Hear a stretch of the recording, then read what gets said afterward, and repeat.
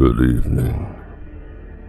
I am Father Smoke, and welcome to the Void.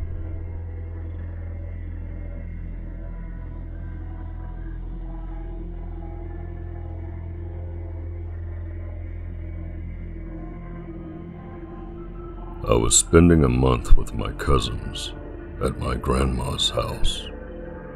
It was August, and my cousins' ages ranged from 10 to 15, and I was the oldest, being 15. I was staying with a 10, 13, and 14-year-old. We stayed up telling scary stories often, but one night, a few weeks in, we decided to make a campfire out back. My grandma's house is in a rural suburb. The neighbors aren't too far off when you're driving down the road to her house. But in the backyard, it's thick forest with man-made paths through it. Each house is on a hill, so only part of the basement was actually underground. This isn't important until later though. So, we're towards the east side of her yard, in a smallest patch of open land. You couldn't see the neighboring yards from there, and there was probably 3/4 of a mile to each side of us that belonged to my grandma. It was maybe 11 at night, and we were playing truth or dare after telling scary stories, and my 14-year-old cousin dared me and the 13-year-old to go walk through the paths for 10 minutes or so. I said yes right away, as I wasn't easily scared and rather level-headed. But my younger cousin was a bit more hesitant. We didn't bring a flashlight because it wasn't pitch dark yet. We were walking through the paths for about 5 minutes and could barely see the fire through the trees. We decided to turn. In the middle of the path was a large dog-like creature hunched over, with its front hands an inch from the ground. What I remember most was how its eyes were so bright white, and it was humanoid, dog-shaped, with a human-like head, but a dog-like body, but human hands and feet. It looked right at us, and I know I was paralyzed with fear as it dashed away from the opposite way from us, towards a creek that ran through the yard. Eventually, my cousin and I screamed, and the other cousins and my grandma ran to us. I don't remember much here because I was really disoriented and I couldn't think properly, but I did wake up in bed, so I assume that I was brought up to the house. All the kids slept in the basement, in a big room with the sliding glass doors to the outside, as the room on the other side that wasn't underground. My bed was pressed against a big glass window, and I could see my cousins playing outside down below. The house is in Michigan, so it gets slightly chilly even in the end of August, and there was a slight breeze, so I put on a jacket and ran to join them outside, skipping breakfast, not wanting to miss out on any of the fun.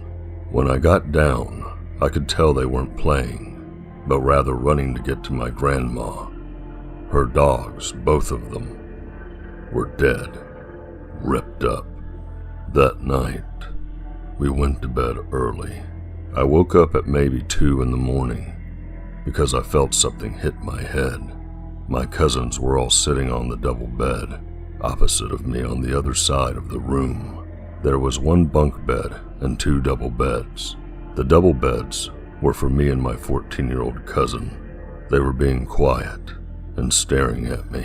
The 13-year-old nodded his head toward the window. I froze. They all looked afraid. I turned my head slightly to the side, and I saw a really messed up looking face pressed to the window, with gaping eyes looking down at me. I screamed so loud and I bolted it. My grandma called the police after I told her what happened, and they found nothing. I went home after that, and I have never been there during the night again.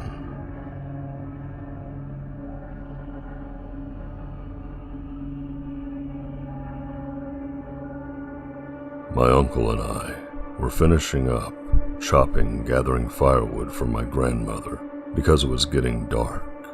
Driving back on a dirt road at about 30 miles per hour, give or take, I had this awful sense of being watched. Before I could turn to look out my window, my uncle quickly shouted, "Don't!" I completely froze. My heart felt like it was beating out of my chest, then completely stopped when I heard a tap, tap on my window. My uncle sped up and was loudly praying in my native language.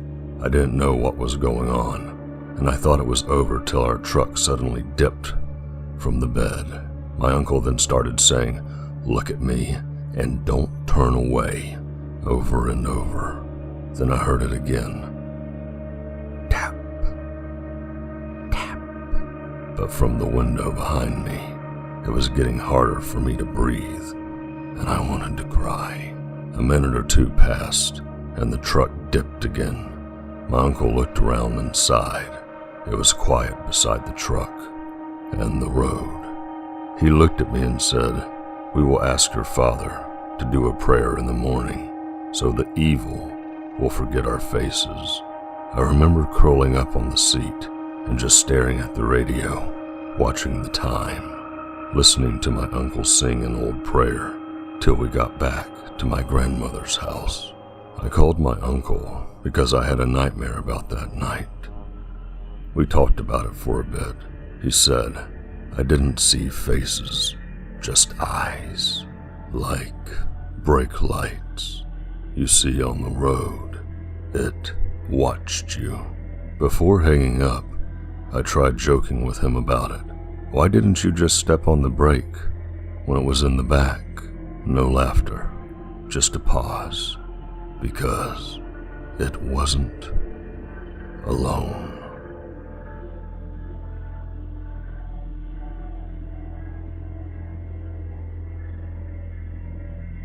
I used to live in the middle of the woods as a kid. When the sun was up, I'd be out there all day, playing in the stream or riding bikes through the trails, even through ice and snow. At night, though, I would never go in the place. The second the sun started going down, I was scrambling back home. When I was about 7 or 8, I started to hear tapping at the window. I rationalized that it may be a branch or maybe even the house settling, but whenever I went to inspect it, I felt a wave of fear that physically stopped me in my place. This continued for a few years, until a night where my parents weren't home. Their bed was more comfortable, and I had hoped I wouldn't have to hear that tapping, as their bedroom was on the second floor, clear of any trees or bushes. But about 2 a.m., I was awoken by what I had affectionately referred to it as taps. This continued, not every night, but multiple times a week. Didn't matter where I was in the house. Didn't matter whether I was trying to sleep or I was wide awake. I'd start hearing the tapping on whichever window was closest to me, and an overwhelming dread when I tried to inspect it. About a year or two ago, when my long-distance girlfriend came for a visit, we walked through the woods together, but after finding a few relatively fresh deer bones, I asked her to head out. As we were leaving, she wanted to take a picture of the forest, so she took one, and we started heading back when she called out to me saying that she thought there might be something in the picture. I went to take a look and felt that same feeling of dread as before. This next sentence is going to suck. This whole thing I feel fake, but after studying the picture, I took the phone from her and deleted it before quickly taking her hand and pulling it to the car. At the bottom of the picture, just under a tree that had barely begun to flower, was the creature. It was staring us down, hunched in the shade, with a deer skull that had a bit of meat on it, and meat in its hands. No, I grew up being taught that in both the natural world and the world of spirits, it's generally a good idea to not enter the territory of another creature uninvited, and combining the unease during the trip and the picture, I was pretty certain I had just done exactly that. I tried to put it out of my mind, move on, and enjoy my time and treat things as normal, which for a while worked. Then, I moved in with my long-distance girlfriend in another state. About 2 months ago, I dreamt of the creature, and while I had been dreaming, she said that she heard the tapping at the window. I should mention, we are underground with the covered window wells, so there's absolutely no plants that could be causing it. I had 2 more dreams and heard the tapping occasionally when I was awake late at night. Tonight, I had another one, and I'm starting to get concerned about it.